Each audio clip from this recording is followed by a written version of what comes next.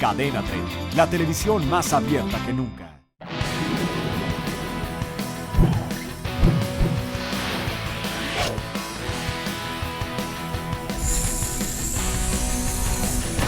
Amigos, amigas, muy buenas noches, bienvenidos, gracias por hacernos el gigantesco favor de acompañarnos en una emisión más de En Compañía de. Para mí es un verdadero placer el poder platicar con un joven actor queretano, 100% Cadena 3. Él ha sido protagonista de 3 de nuestras historias. Ustedes saben que Cadena 3 somos un canal muy joven. Al igual que él es joven, somos un canal pujante, al igual que él es un actor pujante, y me da mucho gusto poder coincidir, bueno, más bien no coincidir, sino haber venido a Caracas, Venezuela, a encontrar al señor Eric Heiser. Querido Eric, ¿cómo estás? Bien, muy bien. Buenas noches. Feliz de estar contigo, gracias. Verte, ¿cómo van las cosas? Bien, muy bien, ya en las últimas semanas de grabaciones de la telenovela, y muy contento, a punto de culminar con esta experiencia que ha sido vivir aquí en Caracas. Eric, vamos por partes. 32 años de edad, procedente de la maravillosa, hermosa ciudad de Querétaro. Así es. Ok, ¿hijo de quién? Hijo de Manuel y Ana María. Ok, ¿qué hace Manuel, tu papá? Manuel Mi Heiser. padre es ingeniero civil, se ha dedicado prácticamente toda su vida más bien a administrar, y en sus últimos años de vida ha coqueteado un poco con la actuación, y actualmente también está escribiendo. Escribiendo libros, novela. O sea, ¿ha actuado tu papá? Ha actuado, empezó a actuar a los 60 años, hizo su primera obra de teatro y al parecer amenaza con montar la siguiente. Pero, ¿y eso por qué? Pues por gusto, en realidad, tanto mi madre como mi padre... ¿No tengo un hijo actor, yo quiero ser actor o qué? Pues yo creo que sí, de siempre le gustó. Mi papá es un apasionado del cine, de la lectura, del arte, y creo que pues a sus 60 años de repente le dio el gusanito de nunca he actuado, quiero hacer algo, y cuando lo hizo por primera vez quedó fascinado, y ahora, pues te digo, al parecer quiere hacer otra obra. ¿Qué obra hizo tu papá? No me acuerdo, ahorita me quedé pensando, ¿cómo se llamaba la obra? Fue una obra en la que él interpretaba a un señor que estaba en un asilo de ancianos. Ajá. Y para mí fue maravilloso porque, digo, en ese momento tenía 60 años, ¿no? Y justo yo estaba entrando en este momento en el que uno comienza a ver a sus padres ya grandes. Y para mí verlo actuando a una persona todavía de mayor edad fue impresionante. No me acuerdo del título de la obra, si me acuerdo te lo digo ahora. Ok, ¿y tu mamá? Mi mamá, como profesión, es maestra de inglés. Se dedicó poco tiempo a eso. En realidad, a lo que se dedicó fue a llevar el libro que escribió mi abuela. Es un libro que ha enseñado a muchos mexicanos a leer y escribir, que se llama Mi Libro Mágico. Okay. Es un libro que lleva ya 60 años en el mercado. El primer libro, que es un libro para preprimaria, lo escribe mi abuela, y los libros subsecuentes, que bueno, son libros más bien para kinder, los escribió mi mamá. Entonces, pues ella se ha dedicado, junto con el resto de mis tíos, a llevar pues todo lo que es la esencia de Mi Libro Mágico y la explicación del método, que es un método ecléctico, alrededor de... ¿Qué es ecléctico? Ecléctico es un método que combina varias técnicas. Okay. En resumen, para ser breve con esto, es un libro que te enseña a leer y escribir al mismo tiempo. Quizá ustedes recuerden este libro que habla de mame, mimo, mu, mi mamá me mima, este libro que tiene unas hojas calcas. Ese es Mi Libro Mágico. ¿Y es de tu familia? Orgullosamente de mi abuela y de mi madre y de mi familia. Carmen Espinosa Elenes. Ajá. Se llamó, no tuve la fortuna de conocerla. ¿Y con ese aprendiste tú a leer? Y con ese aprendí a leer. Y mis hermanos y mis primos. Querétaro, ¿en qué colonia de Querétaro vivías? En Carretas. Es una colonia muy cerca del centro. Platícame cómo era un día en la vida de Eric Heiser. Hermoso. Creo que tuve una niñez muy afortunada. Yo siempre fui un niño muy inquieto. Y agradezco que haya tenido todos esos espacios para poderme mover como se me antojaba. En el agua. Tenía un parque a una cuadra de mi casa, un parque bastante grande, que es el Parque de Carretas. Muy cerca de mi casa había muchos terrenos baldíos, que en aquel momento para mí era un parque de diversiones, porque era llegar a descubrir, quitar hojas, mover basura y demás. Viví una niñez muy tranquila en un Querétaro, en un México también, en el que los niños podían salir a la calle prácticamente solos. Podíamos salir a la calle. Éramos dueños de la calle. Exacto. ¿No? Podíamos andar en bicicleta, ¿no? Sin mayores preocupaciones para los padres. Patineta. Patineta no, patines. Patines sí, patinaba en las calles, me iba a la escuela a veces patinando junto con otros amigos entre los autos, que ahora, digo, lo veo, volteo para atrás y digo, qué peligroso. Claro. Nos íbamos a las montañas y bajábamos en los patines. Yo siempre estaba raspado, golpeado. Jugué hockey también. Creo que pasé por todos los deportes. Fui un niño muy inquieto. Buen deportista para... Buen deportista, sobre todo para el tenis. Ajá. Yo antes de ser actor quise ser tenista profesional. ¿Y qué pasó? Pues llegó un momento en mi vida, conocí el teatro también. Entonces comencé a hacer las dos cosas casi a la par y de repente me ganó mucho más pues, el mundo del arte. ¿Qué tan bueno eras como tenista? Pues llegué a ser segundo o tercer lugar estatal. Jugaba también, llegué a estar sembrado en 11 seccional, que bueno, involucra ya muchos más estados. Nunca califiqué directo a un nacional, sin embargo, siempre estuve como a punto de calificar.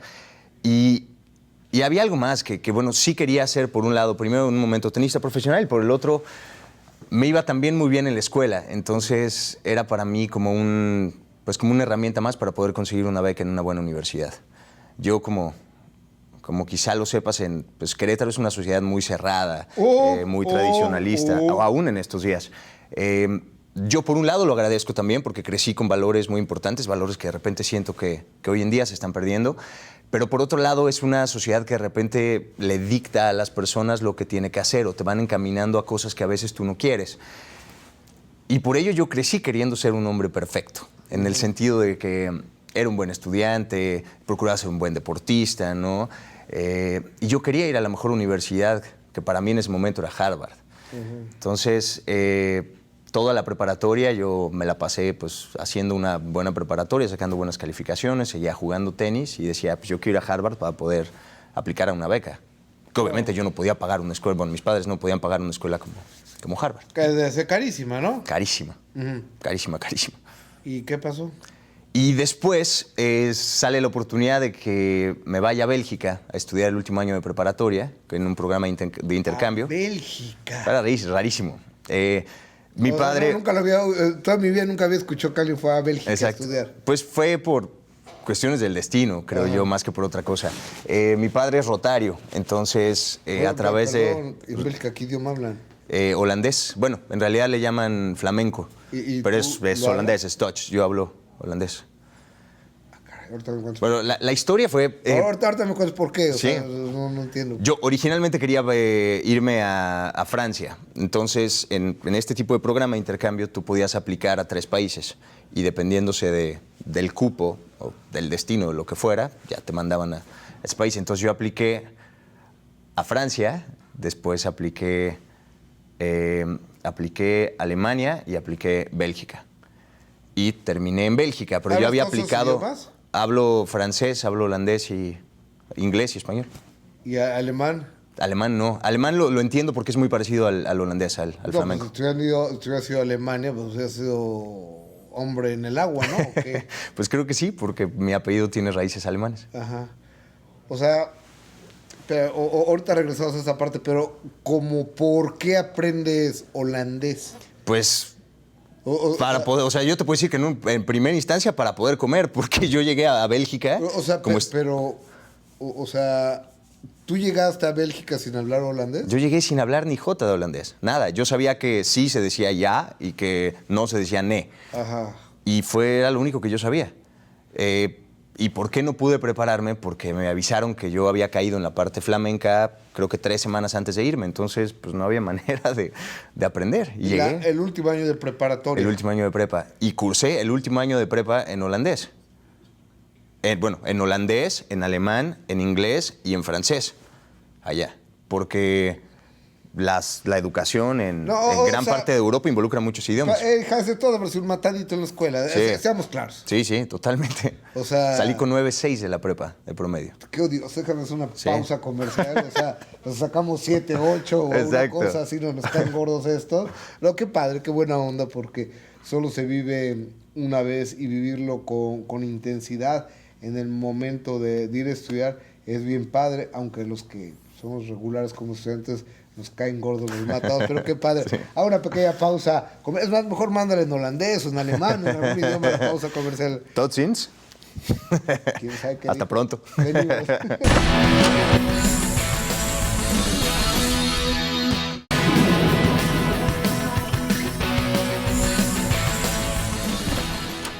de regreso a la presencia estelar de Eric Heiser. ¿Heiser de dónde es o qué? Dicen que alemán, aunque investigando un poquito más a fondo, yo creo que las raíces son mucho más holandesas que alemanas. Porque cuando estuve en Alemania pregunté, traté de conseguir información, porque eso es algo que me apasiona, saber de dónde venimos, de dónde viene tu nombre y demás. Y no conseguí tanto en Alemania. Sin embargo, la gente en Holanda me decía que por la fonética del apellido y por los rasgos de la familia éramos mucho más holandeses. O sea que quién sabe, al parecer alemanes. O sea, güeritos de ojos claros. Güeros, ojos claros, sí. Todos. ¿Todos? Todos. ¿Cuántos hermanos son? Somos 3 hermanos. Somos 2 hombres y una mujer. Yo soy el último. ¿Se llama como tu hermano mayor? Mi hermano se llama Voltar. Voltar. Mi hermana Heidi. Voltar Heiser, Heidi Heiser. Y Eric Heiser. Y Eric Heiser. Voltar es un hombre vikingo, que mi padre pues, es un apasionado de toda la cultura nórdica, de todos los vikingos y demás. Entonces le pone Voltar a mi hermano, a mi hermana Heidi, sobre todo por las raíces alemanas, y a mí me pone Eric como el vikingo Eric el Rojo. Oye, ¿y qué les decían los güeros, los vikingos, los Heiser? ¿Cómo los llamaban? Siempre ¿no? Heiser, tanto mis hermanos como yo hemos sido Heiser, más que llamarnos por los nombres, siempre por el apellido. ¿En qué colegio ibas tú? En el Nuevo Continente. En el Nuevo Continente. Oye, ¿y qué pasa cuando regresas de Holanda? De Bélgica. De Bélgica, perdón. Regreso de Bélgica y pues yo tenía 19 años, estaba en un momento de decidir qué quería hacer con el resto de mi vida. Estando en Bélgica, yo internamente ya había tomado la decisión que quería ser actor más que cualquier otra cosa en la vida. Yo ya tenía las solicitudes que te decía de Harvard llenas. O sea, pero ¿qué te hizo tomar esa decisión? Yo siento que el estar en contacto conmigo mismo allá y que cuando tú sales de una burbuja social, del mundo en el que vives, de todas tus comodidades y te enfrentas a un mundo totalmente desconocido, como lo fue para mí ser un estudiante de intercambio en Bélgica, tuve mucho tiempo para estar en contacto conmigo y con lo que quería y sin prejuicios. Yo siempre he dicho que allá era un ser humano completamente desnudo, conociendo otros seres igual, que no tenían ninguna, pues eran igual de abiertos conmigo, al igual que yo lo era con ellos. Entonces, yo dije, lo que realmente me ha apasionado siempre en la vida, donde mejor me he sentido, es en el escenario. Porque te puedo decir que yo recuerdo el primer momento que yo me subí a un escenario ya de manera un poco más formal, como si hubiera sido ayer. Y esa fue mi reflexión allá. Dije, yo no voy a vivir para la gente, ni voy a vivir de lo que la gente quiere que yo haga o de lo que la gente quiere que yo sea. Yo quiero ser actor. Entonces regreso a Querétaro. ¿Qué carajo? Aparte no vas a vivir una vez, no vas a dar permiso a la gente de vivir tu única vida como tú quieras, ¿no? Exactamente. Pero a veces uno no... Hay mucha gente que lo vive así. Y yo como adolescente, ¿no? Adolescente ya un poco más maduro, pues no sabía todavía y estaba confundido hasta que dije, yo quiero ser actor. Entonces regreso a casa de mi madre. Mis padres están separados desde que yo tenía 13 años. Yo viví la mayor parte del tiempo con mi madre. Complicado, ¿no? Es muy complicado. Ser hijo de divorciados. Sí, lo es. Lo pienso mucho más ahora de lo que lo pensaba antes. O sea, ahorita me doy cuenta del trabajo que me costó. Antes lo veía como que de manera mucho más fría. Hay un mosquito. O sea, esto a punto de hacerte así, pero de que se va a sacar de onda. Sí, ¿qué onda? Bueno, regreso de Bélgica, decido estudiar, ser actor, hablo con mi madre y me dice, cuentas conmigo, tienes todo el apoyo. En gran medida porque, como te medio decía hace rato, porque yo crecí en un mundo rodeado de arte. Y mi hermana ya se había ido a México a estudiar actuación. Mi hermana estudió actuación también en el CEA, en Televisa, y trabajó un rato para Televisa. Entonces ya la puerta estaba abierta para mí. Por un lado, porque mis padres ya me habían visto en cuántas obras de teatro hice en la escuela. Y por el otro, porque siempre me apoyaron. Y me atrevo a decir que siempre han creído en mí y yo lo agradezco infinitamente. Tanto mi padre como mi madre siempre han creído en mí y me han dado la oportunidad de hacer con mi vida lo que se me ha dado la gana. ¡Qué padre! Sí. Oye, ¿y tu hermana qué? ¿En dónde actuó? Mi hermana estuvo un rato en el elenco base de ¿Qué nos pasa? Hace muchos años. Después hizo una novela con Eduardo Capetillo, que en este momento no me acuerdo cómo se llama. Y por ahí hizo una obra de teatro que se llama Mónica y el profesor, que estuvo de gira un rato. Y ya, en realidad no se dio cuenta que más bien su camino era la sanación y ahora se dedica a sanar a través del Reiki, a través de la sanación pránica, a través de una máquina que se llama Skio. El Entonces Reiki está más bien en eso. es muy interesante, ¿no? Lo es. Toda mi familia da Reiki. Wow. Soy el único que no lo he estudiado, pero siento que lo puedo hacer. Porque pudieras sanar. Sí, sí, lo creo. Oye, ¿y por qué te das cuenta ahora a los 32 años de edad que te afectó la separación de tus papás? ¿En qué te afectó? ¿Qué te adoleció? ¿Qué te faltó? Lo primero que me viene a la mente es que en ese momento yo me quedé como el hombre de la casa. Porque, como te decía, mi hermana ya se había ido a la Ciudad de México a estudiar actuación. Mi hermano se fue a Cancún a trabajar. Y mis padres se separan como en lo que está sucediendo todo esto y a los 13 años yo me quedo como el hombre de la casa. Entonces, creo que lo que más me dolió fue que yo no podía mostrar ese dolor que estaba sintiendo y ese conflicto, porque sentía que tenía que apoyar a mi madre. Y como mis hermanos no estaban, también siento que me tenía que hacer el fuerte para decir, no, aquí todo está bien y ustedes no se preocupen y hagan lo suyo y vamos a salir adelante, voy a estar bien. Y lo otro es que yo me llevo muy bien tanto con mi papá como con mi mamá. Podría decir que soy el más cercano a mis padres, también me llevo bastante bien.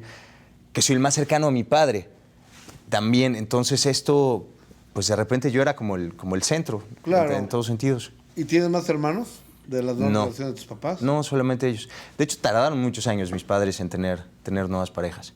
Y ahora me llevo re bien con las nuevas parejas. Sí, con las nuevas parejas. Es alguien que, lo veo así yo, es alguien que quiere a tu papá, ¿Sí? es alguien que quiere a tu mamá. Exacto. No tiene por qué, tiene que quererlo uno, ¿no? También. Exacto.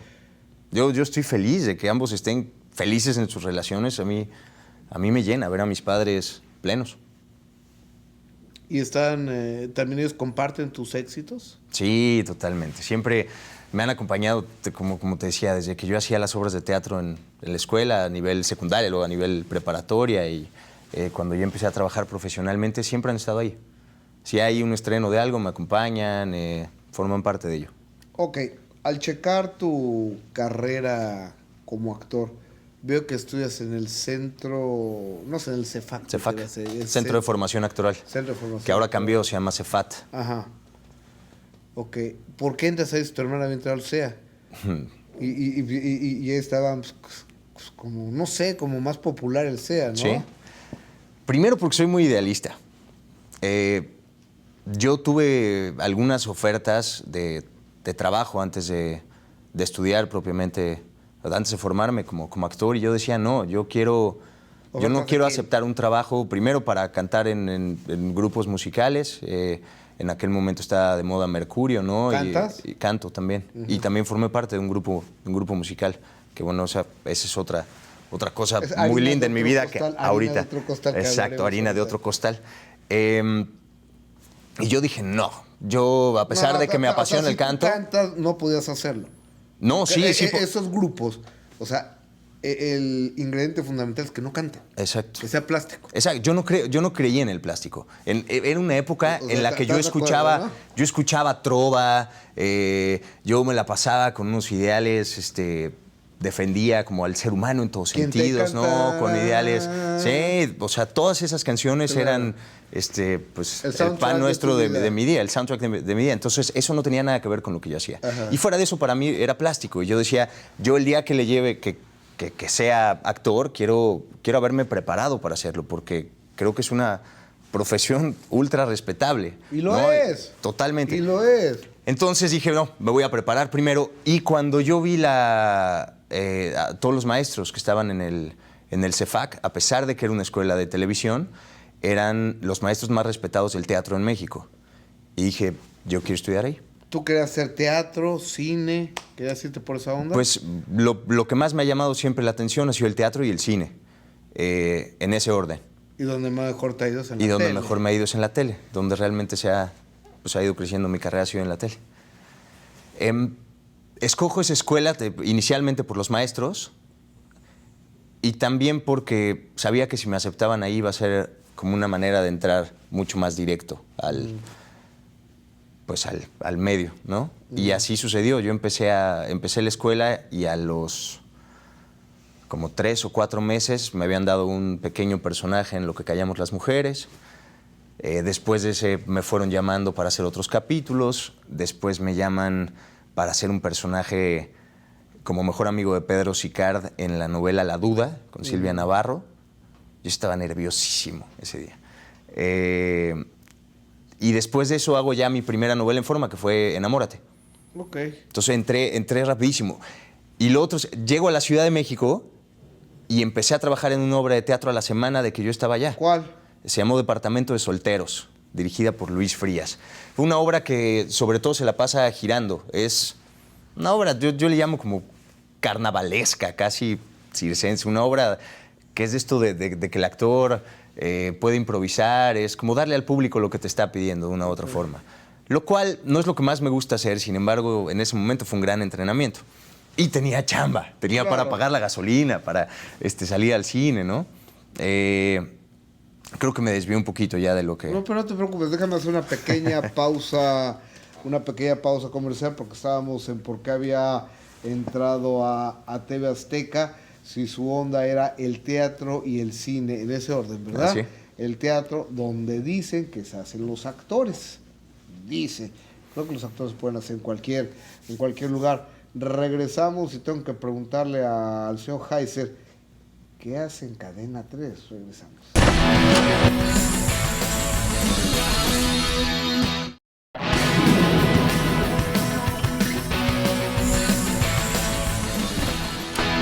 Gracias por acompañarnos, Eric Heiser. Eric, entonces estudias en TV Azteca. Así es. Y luego haces tu primera telenovela ya en forma, que se llamó Enamórate. Enamórate. Hiciste 3, 4 más, ¿no? Hice, híjole, no, como 6 más. Porque fue Enamórate, luego hice Soñarás, que fue también con Yair. Luego hice... Buen tipo ese, ¿no? Tipazo, si nos está viendo, Yair, te mando un saludos. abrazo, Tipazo, brother. un talento también impresionante. Todo corazón. Luego hice un personaje en Dos chicos de cuidado. Hice Ángel. También con Jair, ¿no? No, con Víctor y con Raúl. Y Víctor, sí. Luego, ¿qué más hice? Hice Ángel, Las alas del amor. Luego hice una con Gaby de la Garza, que se llamó algo de ley. No me acuerdo, Mientras haya vida. En fin, fueron como 7 con TV Azteca. O sea, iba haciendo una tras otra, casi 1 o 2 al año llegué a hacer. ¿Quieras o no vas a ser mía? ¿Quieras o no? ¡Suéltame! ¿No va a ser por las buenas? ¡No!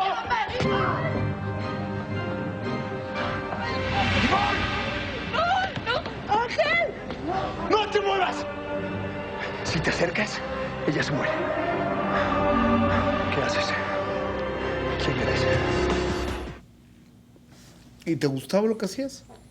Te puedo decir que me gustaba, fue un gran entrenamiento, pero nunca Despegaste. ha sido algo que me llene. O sea, hacer una telenovela como tal en el tono del melodrama no es algo que a mí como actor me llene completamente. Yo creo que por generación no eres de la generación de las telenovelas. Exacto. Eres de la generación de las series, por supuesto, Sí. ¿no? ¿Y es lo que tú buscabas? Yo sí, yo crecí y lo sigo diciendo. Yo lo que quisiera hacer mucho más en mi carrera son más películas, más teatro, más series. Sin demeritar el trabajo que se hace en las telenovelas. Me encanta, lo hago con todo el orgullo, con todas las ganas, pero cuando uno hace una serie o cuando uno hace una película, el tiempo de preparación de los personajes, el tiempo para preparar cada una de las escenas es distinto. Es la diferencia. Es mucho más comprometido y se ve en la diferencia, en la calidad del producto finalmente. Entonces, a mí me gustan las cosas que me reten y eso otro me reta más. Ok. ¿Qué hace Cadena 3? O sea, ¿qué onda? ¿Cómo llegas aquí con este nuevo grupo empresarial que está abriendo brecha en la televisión, que se compra una Olegario Vázquez Ryan y Olegario Vázquez Salir compran la concesión de Cadena 3, de Canal 28 y lo hacen Cadena 3? ¿Y cómo llegas con nosotros? Yo llego a través de Argos. Ajá. Y llego en un momento Argos, casa ideal productora. en mi vida, exactamente, Argos Casa Productora. Llego yo había hecho, como te decía, en Azteca hice Mientras haya vida, Ajá. ahí conozco a la Argos, empiezo a trabajar con Epigmenio, con Anaceli y con todo su equipo de trabajo. Después me llaman para hacer Capadocia, la segunda temporada de Capadocia. ¿La hiciste? La hice. ¿Qué personaje está ahí? Hago un personaje que estafa a Lisa Owen Claro. en uno de los capítulos, hago un estafador. Y después ¿Qué de eso, serie esa, qué serie maravillosa, O sea, de lo mejor que he es visto en televisión. La mejor que se ha hecho en México, Sí. es Capadocia. La tercera temporada es la mejor. Dice, no he podido ver nada todavía. Tienes que ver. Ya la veré. Entonces, pues, Argos me invita a formar parte del elenco de Las Aparicio. En ese momento yo no tenía trabajo. Yo no sabía qué hacer porque también Televisión Azteca me estaba llamando, querían que yo regresara, pero en ese momento no había nada. Querían que regresara, pero no había trabajo como tal. Que regresas a dar la vuelta, a Que saludarlo. regresara y pues en ese momento estaban hablando como de una exclusividad y demás, y yo decía, pero yo lo que quiero es trabajar. ¿Qué me ofrece? O sea, yo no quiero... Digo, suena muy bonito y a lo mejor a mucha gente le gusta esto de recibir dinero sin hacer nada, pero a mí lo que me gusta es trabajar y estar mejorándome y perfeccionando pues esto que hago. Y sale el proyecto de Las Aparicio, que representaba, pues para mí también como un salto al vacío, porque era dejar toda esta seguridad que yo había tenido en Azteca durante pues, 7 años aproximadamente. ¿De eso vivías tú? De eso vivía, y de repente pues la oportunidad de hacer un proyecto que me llenaba, un proyecto en el que creía, con esta nueva cadena este nuevo canal de televisión que se estaba arriesgando a hacer algo diferente, con una empresa, con una casa productora como Argos, que para mí se compromete con lo que dice, con lo que hace y siempre está innovando. La manufactura de Argos es impecable. Y digo, va, le entro. Todavía tienes muchas cosas que aprender. Nos vemos mañana. ¿Eso significa? Eso significa que estás contratado. Nos vemos mañana. Nos vemos mañana.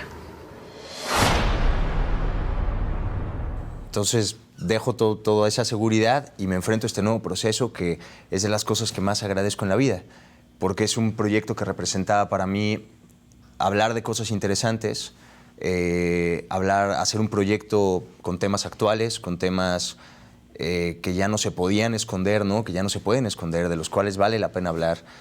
Un proyecto que para mí, de manera artística, aporta un granito para que nuestra sociedad sea mejor, para que nuestra sociedad se cuestione. Implicaba para mí el trabajar con actores con los que siempre quise trabajar. ¿Con quién trabajaste ahí? Con Gabriela de la Garza.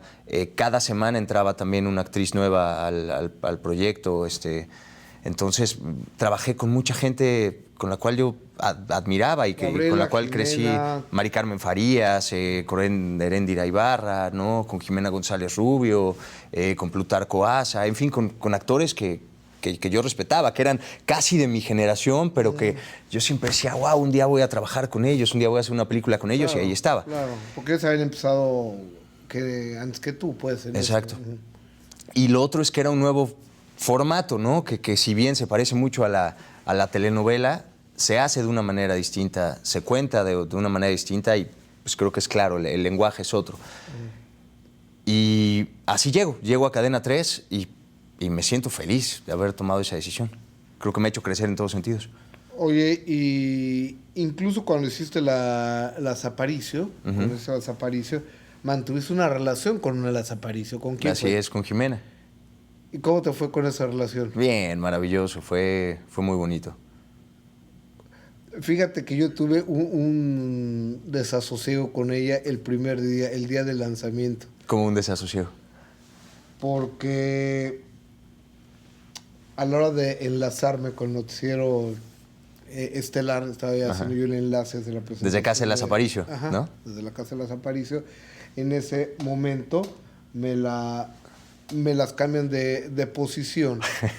me las cambian de posición. Entonces, en el momento en que volteo y digo, entonces saludo a Plutarco Asa en vez de saludar A Jimena. a Jimena González Rubio, que sea Jimena Rubio. Exacto. Y luego le puse el González, entonces me causó una confusión a mí.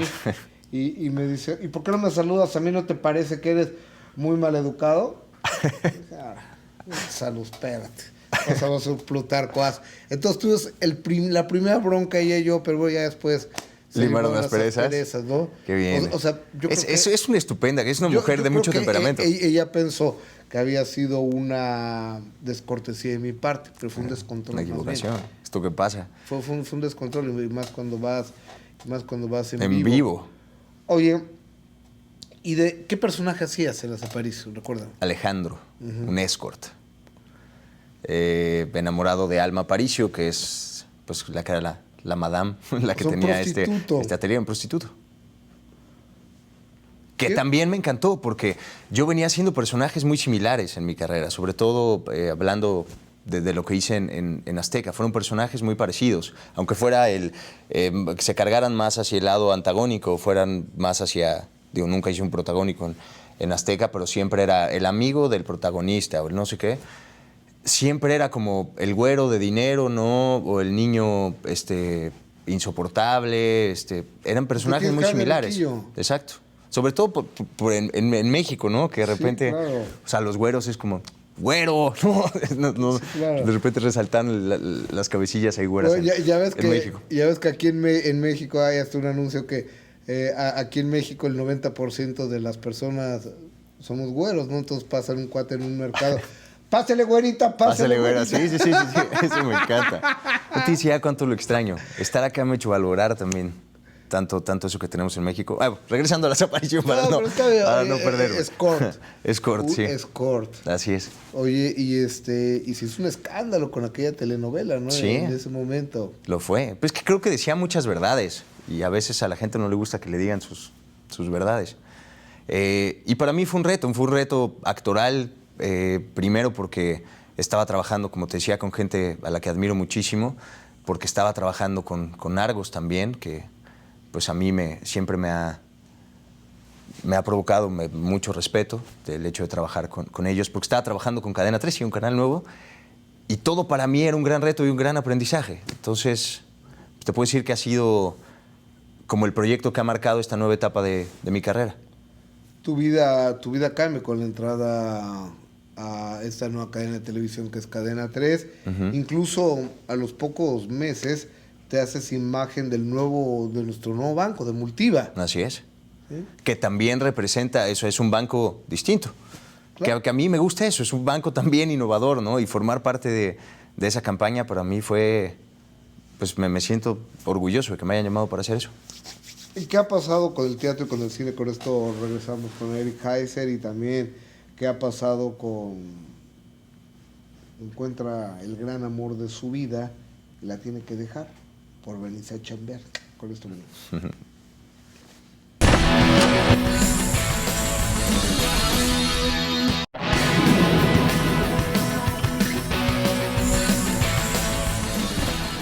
Eric Heiser González Álvarez.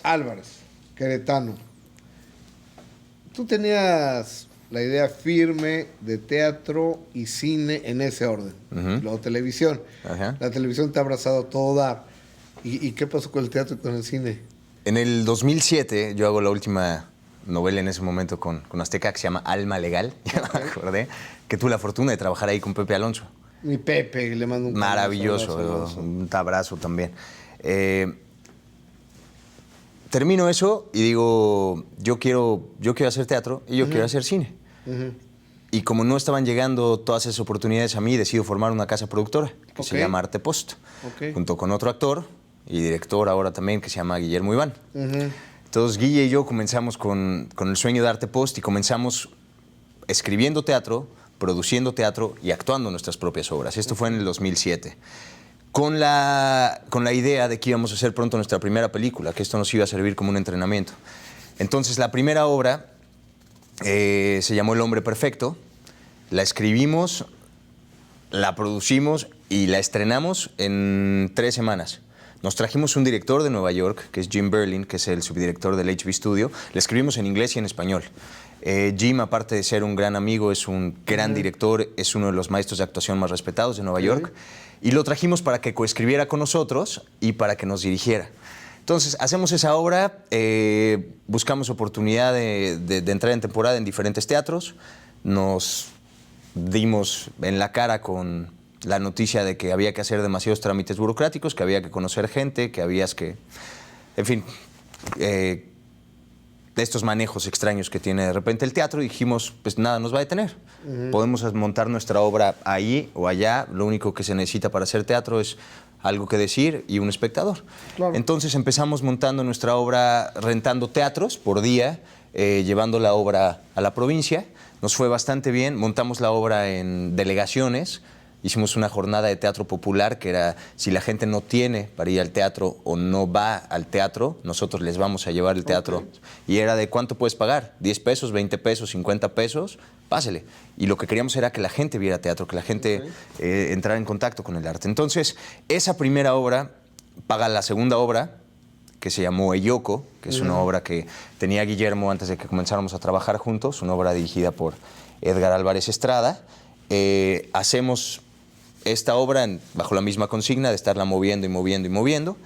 Esa segunda obra nos lleva a una tercera que se llama Encuentros, la cual estamos presentando en Casa Azul, justamente, en la Escuela de Actuación que tiene Argos, de Primero Ibarra. Y nos ve una mujer canadiense, ve la obra de teatro y nos pregunta qué quieren hacer con esta obra. Y le decimos, nuestra primera película. De momento, dijimos, esto nos puede dar para una película. Fue algo que se nos ocurrió en ese instante. Y nos dijo, perfecto, ¿y ya tienen algo? Sí, ya tenemos algo. Nos volteamos a ver Guillermo y yo, dijimos, no podemos dejar pasar esta oportunidad. Y nos dijo, bueno, ¿cuándo me la pueden presentar? Yo trabajo por una casa productora en Nueva York. ¿Cuándo me pueden presentar la propuesta de guión, el primer draft del guión? Danos 3 semanas. Y nos arrancamos a escribir, ya teníamos la obra de teatro, y de la obra de teatro nos arrancamos a escribir la película, en inglés, además. Terminamos de escribirla, 3 semanas después llegamos a Nueva York. Bueno, hicimos un draft de 85, 84 hojas. Un draft es como un primer tratamiento de una obra. Digo, de una película en este caso. Llegamos, lo presentamos, les encantó la idea, porque además queríamos hacer todo un combo de hacer la película, pero al mismo tiempo lanzar la obra off-Broadway y hacer toda una campaña, porque es una obra que tiene que ver con un reality show bastante macabro. Firmamos un optioning en ese momento, que es pues una especie de precontrato que se firma, en el cual le das la opción al productor de que produzca tu obra en un tiempo determinado. Guillermo y yo tenía 25 años, él tenía 26 y estábamos que pegábamos de brincos caminando por Nueva York sintiendo que nos estábamos comiendo el mundo. Claro. Y meses después nos dimos cuenta que eso no iba a caminar porque no pasaba nada con la productora, fue algo que nunca se hizo, y a final de cuentas pues pedimos el optioning de regreso, y es una película que en algún momento me gustaría hacer. Esto me trae de regreso a México con la idea de querer montar las oficinas de la productora en Nueva York. Y justo cuando estaba en ese proceso surge la oportunidad de ahora sí hacer nuestra primera película, que fue Sin Retorno. Entonces, en lugar de invertir en Nueva York, invertimos en nuestra primera película, que se estrenó en el 2011 en los cines mexicanos, que se llamó Sin Retorno. ¿Cómo te fue? Nos fue bastante bien como experiencia. En taquilla salimos con 40 copias. El apoyo al cine mexicano es bastante complicado, sobre todo cuando no traes una infraestructura con mucho capital atrás. Sí, ¿sabes cuál es el problema? No puedes competir con Hollywood. Exacto. O sea, se puede no hay competir en cuanto a calidad de historias, en cuanto a calidad actoral, eso me queda muy claro, porque somos superiores. Exacto. Pero no puedes competir en cuanto a producir, en cuanto a publicidad. Sí, no hay manera. Y distribución, mucho menos. No. Y fue una gran experiencia. O sea, a nivel personal, a nivel humano, es de los proyectos más maravillosos que he hecho en mi carrera, porque tuve la oportunidad de coescribirlo, de producirlo, no nada más de invertir capital, sino también de hacer toda la producción, desde todo el esquema de producción, conseguir las locaciones, contratar a la gente, prácticamente llevar también la administración. Fue maravilloso, fue hacer de todo. ¿Y te costó un dineral? Y de actuarla. Nos costó pues más o menos 1/4 de lo que cuestan normalmente las películas en México. ¿Te gastaste de tu bolsa? De mi bolsa, de la bolsa de mis socios, de la bolsa de todos, que esperamos que en algún momento podamos por lo menos recuperar lo que se invirtió a través del DVD, las ventas en internet, a través de todas las demás ventanas.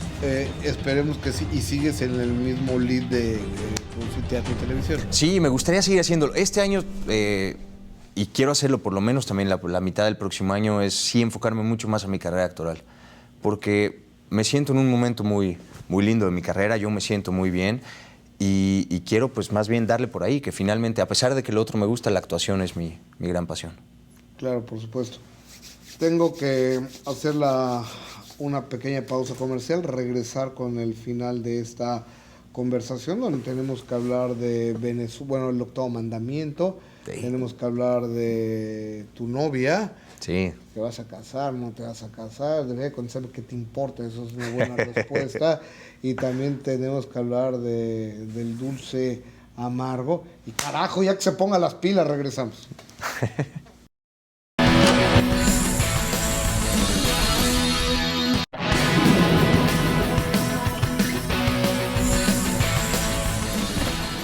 Entonces, la recta final de esta conversación, que yo he gozado muchísimo con Eric Heiser. Y después de las Aparicio, llega el octavo mandamiento a tu vida. Sí. ¿Cuál es el octavo mandamiento? Que no me lo sé. No levantarás falsos testimonios en contra de tu prójimo. O sea, No mentirás, no mentirás. Qué bueno que no seas la mujer de tu prójimo, ¿no?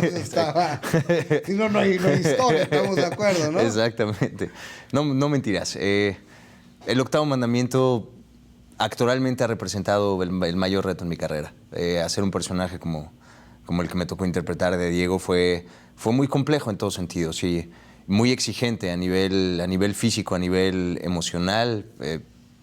Te puedo decir que de verdad en todos niveles terminé agotado. ¿Por qué? Después de hacerlo. ¿Qué hace Diego? Cuéntale a la gente que no se acuerda. Primero porque la historia del octavo mandamiento hablaba de un periodo, de una familia que tenía un periódico en México, de un periódico que buscaba la verdad, decir la verdad, con Saúl Lizazo, con Leticia Guijara, con Sara Maldonado, con Alejandra Ambrosi, con Néstor Rodulfo. Tiene un elenco increíble y un proyecto muy comprometido con lo que decía también, no nada más en su historia, sino en la manera en la que lo contábamos. Digo que fue muy exigente para mí porque, por un lado, a mí me dolían mucho las cosas que estábamos contando. Me dolía mucho contar la historia de mi país, de la realidad del país, por el momento en el que estamos pasando, que es un momento bastante complicado en términos de corrupción, de violencia, de muertes, ¿no? De política. De política. Y mi personaje justamente representaba todo eso que a mí no me gusta del país. Claro. Entonces yo estudiaba las escenas y sentía todo eso. Después llegaba a interpretarlas, ¿no? Para los que no lo sepan, cuando uno hace un proyecto de televisión, pasas pues 12 horas trabajando, 12 horas en un foro haciendo escenas. Entonces yo todo el día estaba en contacto con todas estas cosas que me dolían. Era muy desgastante para ti. Y yo tenía que representarlo. Y encima el personaje era alcohólico y drogadicto. Entonces esto también tiene un nivel emocional y un estado de tensión física todo el tiempo distinta a lo que vivo en mi cotidianeidad, ¿no? No, nunca me han gustado las drogas. Pero si las has probado. Yo agradezco. He probado la marihuana, por ejemplo. No satanizo las drogas, pero a mí nunca me han gustado. En realidad creo que le hacen un daño enorme a la sociedad. Sin embargo, pues, respeto a la gente que lo hace, ¿no? Que cada quien haga con su vida lo que quiera. En el caso del personaje sí lo hacía, y lo hacía fuerte, se metía cocaína todo el tiempo. Y a mí me exigió mucho porque era muy físico, era de mucho sentimiento también, porque era la oveja negra de la familia, era el hijo que estaba metido en un mundo con el cual la familia no compartía. Y que estaba en contra de su padre. En contra de su padre, quería recuperar el cariño de la madre también, a lo que fuera. Tenía un gran amor por las hermanas, ¿no? Pero no sabía cómo expresarlo. En fin, un personaje muy complejo en términos actorales también. El personaje más maravilloso que me ha tocado interpretar, podría decir yo. Oye, y después de eso hay un periodo de alejamiento de la pantalla y llega esta historia que te trae a Venezuela, Dulce Amargo. Así es. Carajo, ¿qué le pasa a Nicolás? Ya que reaccione. Una patada por atrás a la vieja y la corra, ¿no? Exacto. Pues... O sea, eso lo dice uno cuando ve los toros desde afuera. Ajá. Pero cuando lo dejaron, cuando está el hijo de por medio, cuando está herido el amor propio, cuando...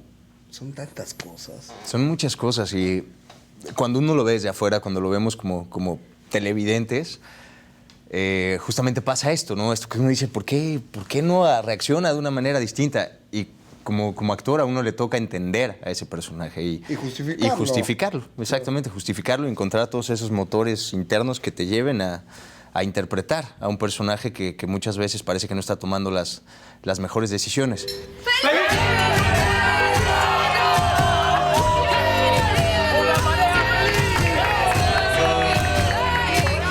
Pero parece que el amor no es suficiente. No puedo. No puedo. Lo nuestro se acabó, Nicolás.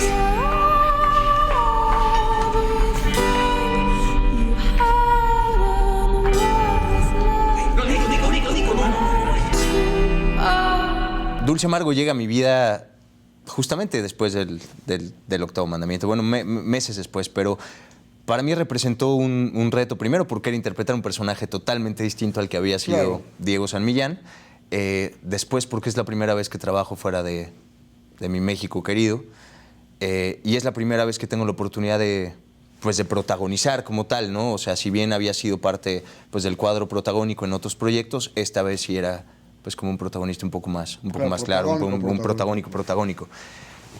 Y vino primero la invitación, me invitaron a hacer un casting, de hecho.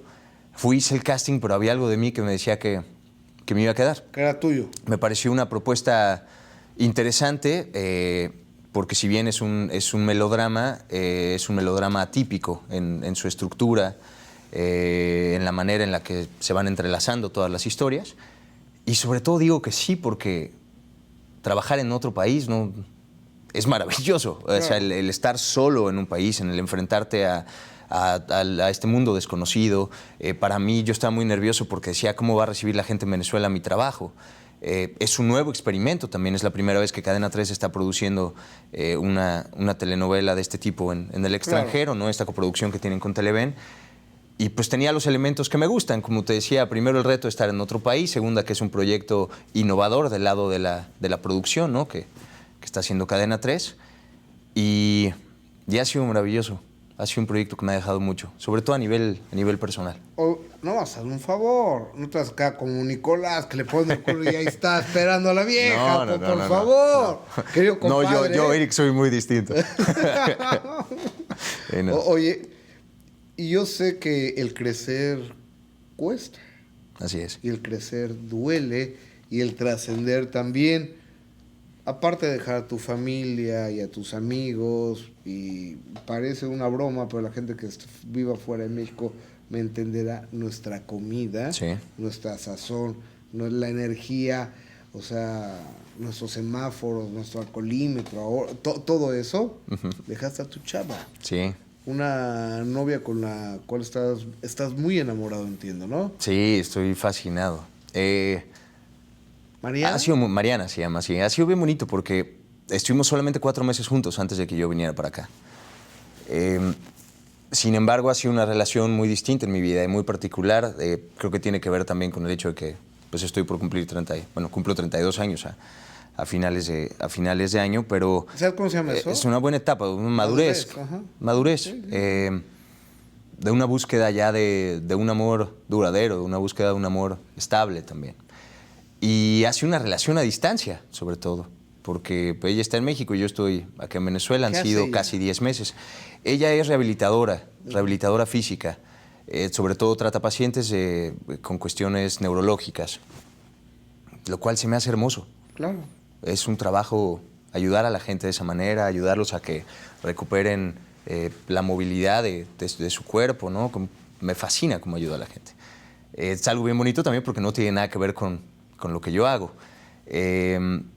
Y hace una relación que se ha construido a la distancia. Cuando yo te puedo decir que crecí toda mi vida pensando en que las relaciones a distancia no podían ser posibles. Es que son muy complicadas, ¿no? Sí, son muy complicadas, pero creo que cuando hay amor se puede. Ok, ahora hay unas maquinitas que, o sea, estás en Skype, y en FaceTime, en Tango. Que te acerca. Que te acerca, pero no hay como sí, no hay como estar aquí. Como el tocar, como el olerla, como el saberla. Sí, facilita las cosas. Creo que la tecnología ha facilitado mucho esta comunicación un tanto más directa, pero pues no es lo mismo. Sin embargo, creo que lo hemos hecho muy bien. Creo que hemos podido llevar una una relación a distancia de manera maravillosa y ya en aproximadamente un mes o unas cuantas semanas ya estaré de regreso junto a ella. ¿Hay otros planes?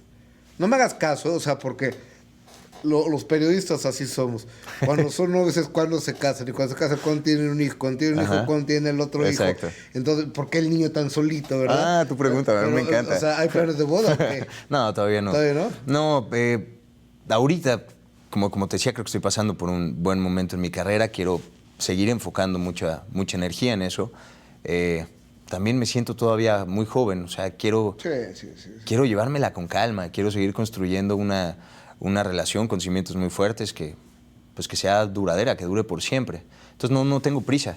A lo mejor pues podría llegar de pronto que algo me diga dentro de mí si ya es momento de, o que también le diga a ella y que lo platiquemos y que suceda, pero no, por el momento no. Me gustaría tener familia, me gustaría tener hijos más adelante. No, también. es otro boleto. O sea, ya cuando uno tiene hijos, ya Sí. se acabó el asunto, ya no vives para ti, dejas de ser tu prioridad. Por eso me quiero esperar unos años. Los chamacos son la prioridad y está bien padre eso, ¿eh? Debe ser. Oye, si paso por Querétaro, supongamos, ¿no? Y hay gente que nos está viendo Bienvenido. en Querétaro, ¿a dónde tenemos que ir? Porque tienes 2 lugares, ¿verdad? A Logan's Beer House. Es un restaurante que yo siempre he dicho que es de todos y para todos. Un restaurante bastante informal, un restaurante donde tenemos una variedad de 100 cervezas distintas de todo el mundo, con una comida angloamericana, a quien se le antoja unas costillitas barbecue, una buena hamburguesa, unas cáscaras de papa, unas alitas, unas buenas ensaladas. También hay cosas para los que no comen carne o para los que quieren comer más light, como varios amigos actores, No, bueno, si es para que vayan. Todo está muy engordador, todo Sí, lo que acabas de es un mencionar. lugar muy chévere, como dicen acá, para platicar, para tener una buena plática. Oye, y hablando de plática, esto fue una plática hablando en términos venezolanos muy chévere. Gracias. Gracias, querido Eric. Y para las 9 de la noche estamos muy pendientes de tu historia, de tu telenovela, porque no solo el amor, sino la vida es dulce y amarga. Lo es. Gracias. Gracias a ti. Él es Eric Kaiser, gracias por estar con nosotros. Gracias. Yo soy Gustavo Adolfo Infante. Si Dios nos presta vida y usted su presencia próxima semana, mismo canal, mismo horario, tenemos otro En Compañía de. Muy buenas noches.